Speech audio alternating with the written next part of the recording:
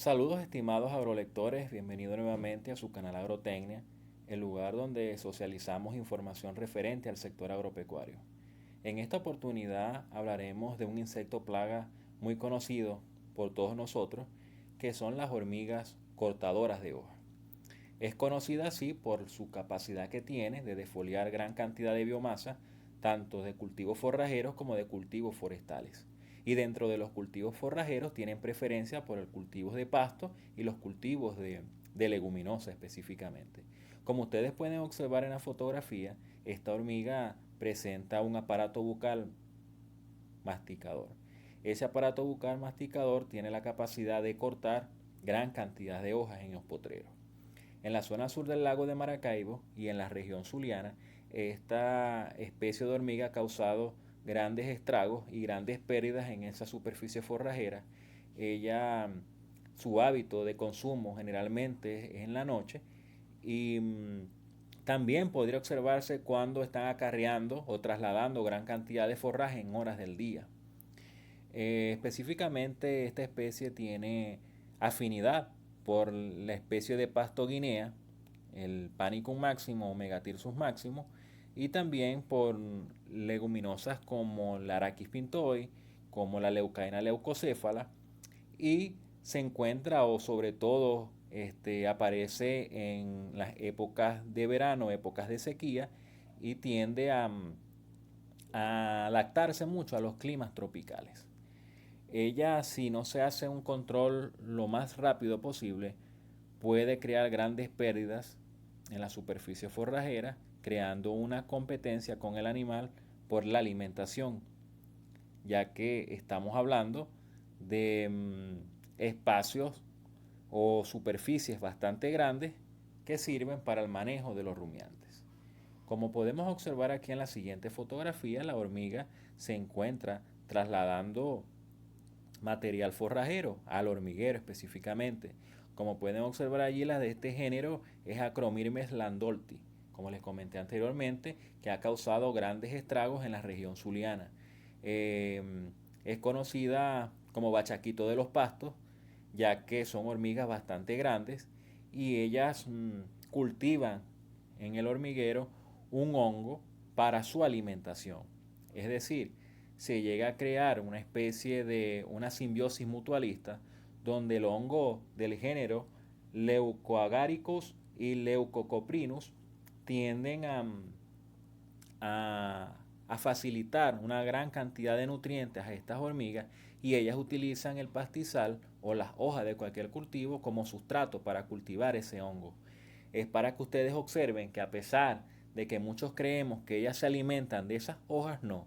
Sirve como sustrato para la alimentación de ese hongo y les vuelvo a repetir, se crea allí una simbiosis mutualista, una convivencia entre el hongo y la hormiga para subsistir ambos pues, en ese ecosistema. Continuando aquí, podemos ver el ciclo biológico de la especie.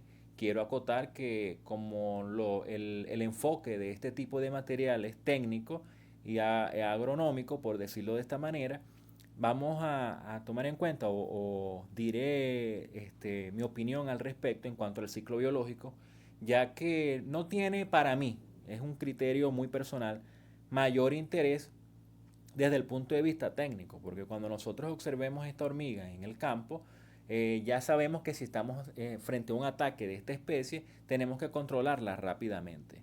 Coloqué de todas maneras el ciclo biológico para que sirva de cultura general y explicar algunas o describir algunas fases de este insecto. Como ustedes pueden observar allí, miren ahí tenemos la reina. La reina tiende a colocar los huevos en el hormiguero, por supuesto, y a los 10 días esos huevos se transforman en larvas y a los 19 días esas larvas se transforman en pupas y luego cuando están en estado de pupa a los 19 días ya tenemos tanto hormigas reina, tenemos la hormiga macho, como pueden ahí observar allí tienen alas y tenemos las obreras. Dentro de esas obreras se conocen como varias castas denominadas así por los especialistas. Cuando hablamos de castas es que ellos la clasifican por tamaño, las de menor tamaño, las de tamaño mediano y las de tamaño mayor, pues por decirlo así, o más adultas. En este caso, Las que crean o las que tienen ese trabajo de defoliar las plantas se encuentran entre las de tamaño mediano y las de tamaño adulto. Ellas son las que se encargan de defoliar esa gran cantidad de hojas y llevarlas al hormiguero para, como les dije anteriormente, cultivar el hongo que servirá para su alimentación. Es por eso que, bueno, quise hacerlo de manera descriptiva el ciclo biológico para que sirva de cultura general. Luego observamos los hábitos y los daños que causan este tipo de insectos. Quiero comentar aquí la investigación que hizo Labrador, Martínez y Mora en la Universidad del Zulia. Ellos describían que dentro de los hábitos que tenían estas hormigas es que podrían crear hasta 40 hormigueros dentro de una superficie forrajera. Ellos lograron corroborarlo, en una investigación que realizaron en una superficie forrajera en el estado Zulia, y allí determinaron que pueden crear hasta 40 hormigueros en la superficie forrajera, es decir, en una gran cantidad de hormigueros, y es por ello que debemos realizar los diagnósticos respectivos en los potreros para determinar ello.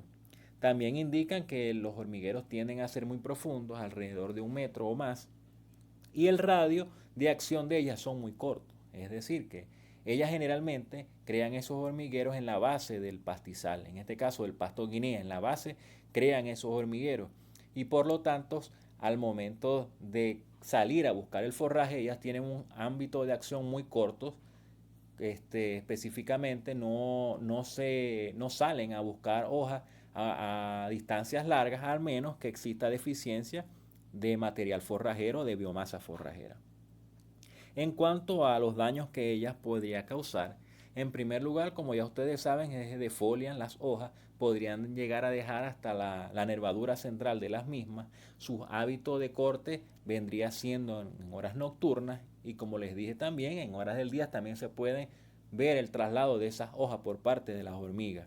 Si no se controla a tiempo, podemos en una sola noche ver cómo altas cantidades o una gran superficie del pasto puede acabarse rápidamente, ya que ellas pueden consumir hasta el rebrote del pasto y ahí vamos a observar cómo el pastizal se va a degradar rápidamente y empiezan a proliferar los que son las malezas. Si tomamos en cuenta esto al momento del establecimiento, nosotros debemos observar o debemos determinar si esa área ha sido afectada o está afectada por hormigas para realizar las labores agronómicas o de labranzas necesarias para su control. Otro efecto que puede crear esta hormiga es que como se encuentran generalmente en las bases de esos pastizales, puede crear un efecto o en la estructura del suelo.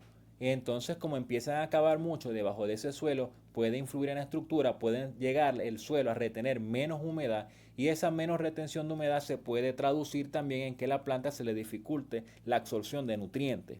Un efecto que se puede ver, que aunque no se pueda ver a simple vista con el corte de las hojas, de repente el pastizal se ve afectado y en cuanto a la producción de biomasa forrajera.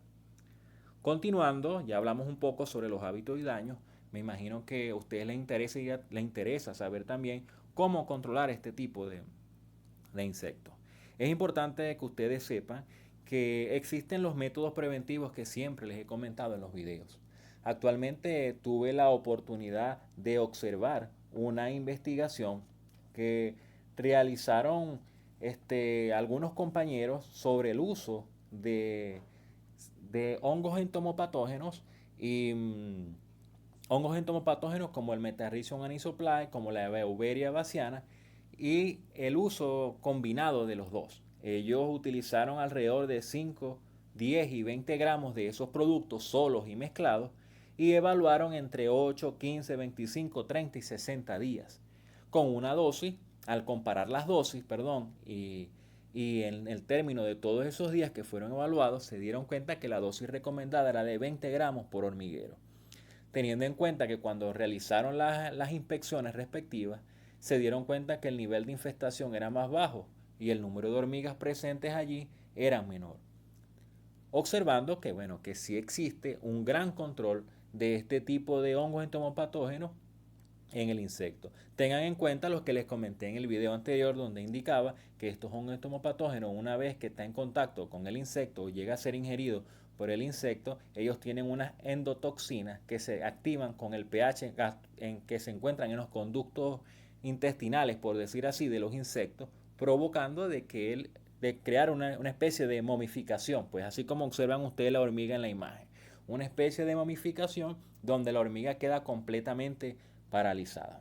¿Por qué les digo que son controles preventivos? Porque si tenemos, siempre lo he repetido, como si tenemos una alta infestación en los potreros, lo más recomendable es aplicar productos químicos, aunque muchas veces no estemos de acuerdo con ellos porque son de acción más rápida.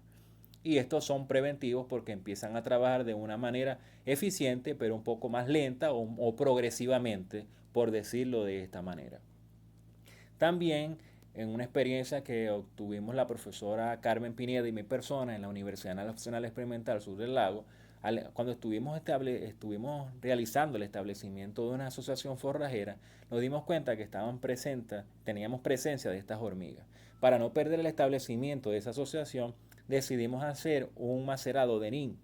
Y ese macerado de NIN lo aplicamos periódicamente durante 2 semanas consecutivamente, periódicamente, como les dije, para evitar de que no se perdiera esas plantas que acabamos de sembrar, y obtuvimos buenos resultados. Al cabo de dos semanas y media vimos cómo se redujo la cantidad de hormigas cortadoras dentro del espacio o de la superficie que estábamos cultivando. Luego, bueno, compartiremos a través de estos espacios cómo realizar esos macerados y este tipo de productos que nosotros aplicaríamos en el terreno. También tenemos algunas labores culturales, como les dije anteriormente. Si nosotros vamos a sembrar el pastizal y tenemos o sabemos que allí existen ese tipo de plagas, lo importante es realizar un pase de rastra profundo para romper todos esos hormigueros que se encuentran allí.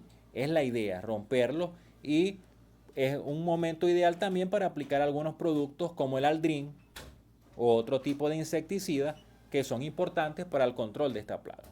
Otra manera de controlarlo de manera química es utilizar cebos tóxicos que se colocan en cada hormiguero para el control de los mismos, porque el aldrin tiene un efecto residual, por lo tanto va a atacar estos insectos efectivamente. Lo único que altera un poco el ecosistema, como siempre lo he dicho, y por eso al momento de incluir los animales nuevamente deben pasar varios días luego de aplicar este tipo de control. Esta información nos parece bastante relevante compartirla con ustedes. Existen muchas alternativas agroecológicas que son importantes para el control de los insectos, plagas, alternativas que nos van a permitir reducir costos al momento de un control, debido a que ustedes saben que existen productos sintéticos que tienen un alto costo y no solamente nos afecta de manera económica, sino también puede afectar de manera ambiental nuestros ecosistemas. Espero que haya sido de gran ayuda para ustedes esta información que vamos a ir profundizando a medida que vamos avanzando en este tipo de temas. Más adelante hablaremos un poco sobre el control biológico de las plagas y espero que sigan con nosotros a través de este espacio compartiendo e interactuando con este tipo de información agropecuaria en todos los ámbitos agrícolas y pecuarios que podamos abarcar. Muchas gracias por estar con nosotros y nos seguimos viendo y escuchando en una nueva edición.